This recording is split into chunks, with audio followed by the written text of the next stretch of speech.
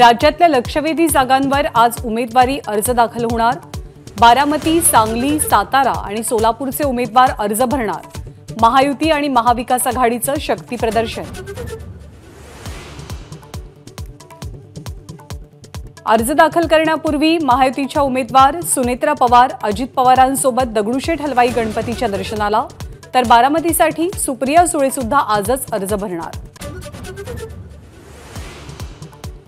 लोकसभा निवडणुकीच्या पहिल्या टप्प्यातील मतदानाचं काउंटडाऊन सुरू।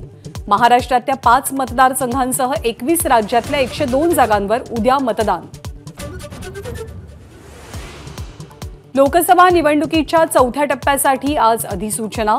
महाराष्ट्रातल्या 11 जागांसह देशातल्या 96 मतदारसंघांमध्ये 13 मेला मतदान।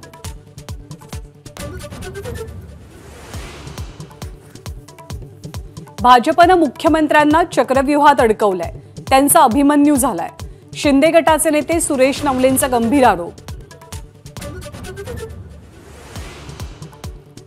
रत्नागिरी, सिंधुदुर्गासह नाशिक, संभाजीनगरचा तिढा आज सुटण्याची शक्यता, तर ठाण्याच्या जागेवरती उमेदवार कोण याची उत्सुकता।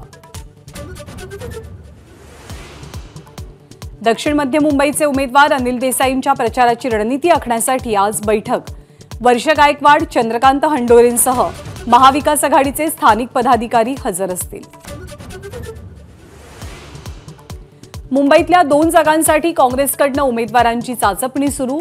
उत्तर मध्य मुंबईतनं वर्षा गायकवाड, नसीम खान आणि भाई जगताप यांची नावं चर्चेत, तर उत्तर मुंबईतनं तेजस्वी घोसाळकर यांच्या नावाची चर्चा।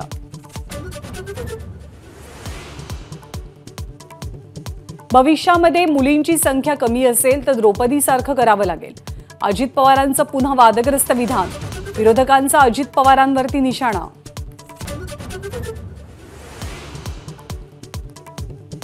साखर उत्पादनात राज्याची मक्तेदारी कायम, सलग 3ऱ्या वर्षी उत्तर प्रदेशला मागे टाकत सर्वाधिक उत्पादन।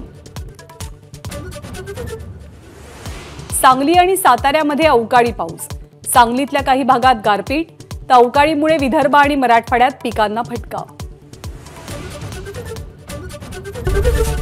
एबीपी माझा, उघडा डोळे बघा नीट।